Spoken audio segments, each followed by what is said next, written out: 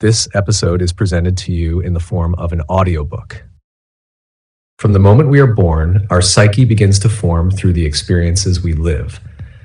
The paternal figure plays a crucial role in this process, influencing not only our childhood but also the way we relate to others, especially in romantic relationships. Although we may believe we have left the past behind, the unconscious continues to manifest what has not been healed.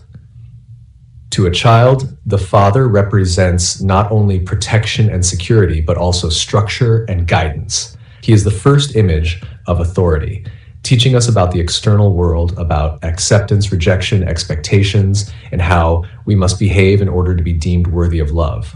But what happens when that figure is absent, distant, or even harmful? A part of us fragments, creating a shadow that will accompany us until we decide to confront it. Perhaps you never had a close relationship with your father. He may have been cold, indifferent, or excessively demanding. Perhaps you tried to please him without success, feeling that you were never enough. Or in his absence, you may have grown up without a clear reference for what it means to receive love and validation from a male figure. Jung would tell us that these experiences do not vanish with time. They hide in the unconscious and project themselves into our adult lives. If you've ever wondered why you repeat certain patterns in your relationships, why you attract people who make you feel ignored, rejected, or never good enough, it is possible that the root of this lies in your relationship with your father. Our psyche unconsciously seeks to relive unresolved conflicts in an attempt to find a solution. In other words, if in childhood you sought your father's approval and never received it, it is likely that in adulthood you will seek that same approval in partners, bosses, or friends, repeatedly recreating the same wound. Imagine a little child longing for their father's attention and recognition. They try to do everything right, to stand out, to be the best, but his gaze never meets theirs. Over time, they learn to settle for crumbs of affection or to believe that they do not deserve love unless they do something extraordinary to earn it. Now, in adulthood, every time you feel that you are not enough for someone, your unconscious takes you back to that same childhood feeling, triggering emotions of abandonment, rejection, or despair. Jung said that the unconscious does not communicate with words, but with symbols and patterns that repeat until we become aware of them. If you feel that you always end up in relationships where you must prove your worth, where you give more than you receive, or where you feel that your partner is never truly present, it is because your psyche is still trying to resolve the original wound. It is not a matter of bad luck or coincidence, but an invitation to look within. The healing of the paternal wound begins with awareness. We cannot change what we do not acknowledge. Ask yourself, what inner message repeats when you feel that you are not enough in a relationship? Where does this feeling come from? What version of yourself did you create to be accepted as a child? When a child does not receive unconditional love from their father, they learn to adapt in order to survive. They may become excessively preoccupied with others' approval or withdraw, becoming emotionally distant. Neither of these extremes is healthy, for in both cases, we are repressing our true essence. Jung would say that the key lies in integrating our shadow, that is, accepting that this wound exists within us and that it does not define our worth. The shadow, this collection of aspects of ourselves that we repress, holds power over our lives. The more we ignore it, the more control it has over us. In the case of the paternal wound, the shadow manifests in relationships where we feel needy, where we seek figures to fill that void, only to realize that no one can do it for us. The love we never received from our father will not be found in another person, but in our own healing process. Healing the paternal wound does not mean waiting for him to change or for him to one day give us the love we always longed for. It means recognizing ourselves as whole, regardless of what we have experienced.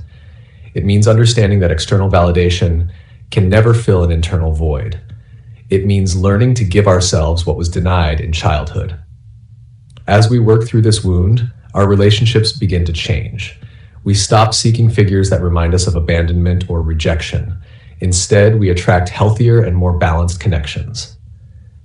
Love ceases to be a battleground of struggle and suffering and becomes a space for growth and genuine connection. But this process does not happen overnight. It demands that we face our fears, that we feel what we have repressed for so long, that we let go of the need to be someone else and accept ourselves as we are. If you've ever felt trapped in relationship patterns that do not serve you, if you feel that you always end up in the same place, repeating the same story with different people, it is time to stop and look within. What part of you still longs to be seen? Which wound remains open, waiting to be healed? Jung taught us that our unconscious is a powerful guide. It shows us exactly what we need to see to grow. The relationships we choose are not accidental. They are mirrors of our inner world. If there is pain, it is because there is something inside us that needs care. If there is emptiness, it is because we have been searching outside for what can only be found within. Healing the paternal wound is a process of self-discovery, of reconciling with our past, of opening ourselves to a new way of loving. It does not mean forgetting what we experienced, nor justifying what hurt us, but integrating these experiences so that they no longer control us from the shadows. The first step is acknowledgement, knowing that what we went through has marked us, but does not define us. Next comes self-acceptance, allowing ourselves to feel what we have repressed and stopping the judgment.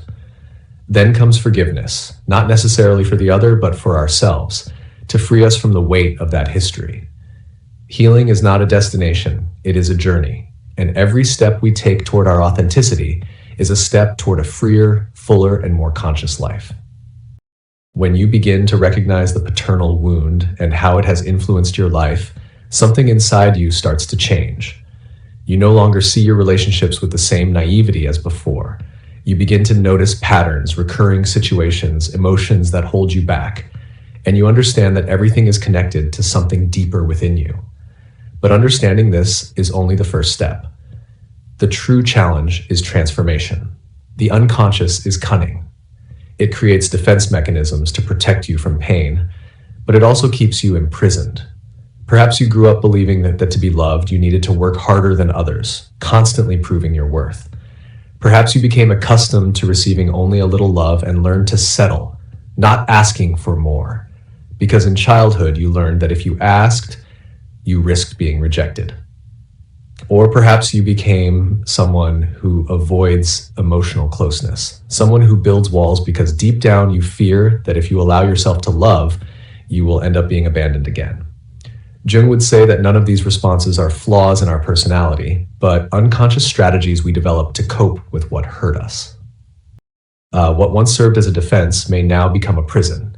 Therefore, healing the paternal wound is a process of liberation. It is recognizing that we are no longer that defenseless child, that today we have the resources, awareness, and strength to choose differently, to not settle for less than we deserve, to not repeat the past as if it were the only possible script. But this requires courage, the courage to face what hurts, to revisit memories, to feel what was once swallowed, ignored, or denied. It also requires patience, because emotional wounds do not close with ready-made phrases or magic formulas. They heal with presence, with attentive listening, with care, and most importantly, it demands love. A love that perhaps you never received from the one you most expected, but that you can now learn to offer yourself. A love that embraces without demanding performance, that accepts your story, yet invites you to write a new chapter. By healing the paternal wound, you are not only freeing yourself from the past, you are creating space to live more genuine, deeper, and more conscious relationships. Relationships where you no longer have to beg for attention or hide who you are to be accepted. Relationships where love flows freely, without fear, games, or neediness. This is the invitation your unconscious makes when it shows you that something is not right, when that old pain returns, when that rejection seems to dismantle you. It is as if it were saying, hey, there's something here that still needs you. So look, listen, feel, and little by little reconnect with that part of you that has been frozen in time, with the little boy or girl who only wanted to be seen, who only wanted love. You can be that presence now. You can be that inner parent who embraces, protects, and guides. The paternal wound may have marked you, but it does not have to define you.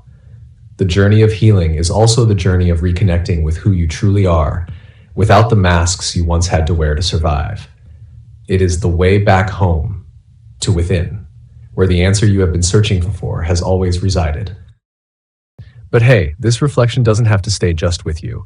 A lot of people are stuck in the same old patterns, feeling a little lost, looking for answers in all the wrong places, without realizing they've had them inside all along. If this message hit home for you, why not send it to someone who might need it too? Sometimes all it takes is one sentence to flip a switch for someone. Drop a comment below. I'd love to hear from you. What part spoke to your heart the most? What did these words help you realize about yourself? What's the first step you're ready to take on your healing journey? Your story might be exactly what someone else needs to get started on theirs. And if you haven't subscribed to the channel yet, go ahead and hit that button, and don't forget to turn on the little bell. That way, you'll stay in the loop with content that feeds the soul and helps raise your awareness. Every like, comment, and share helps this message reach more people who are out there searching for something real, even if they're not sure where to start.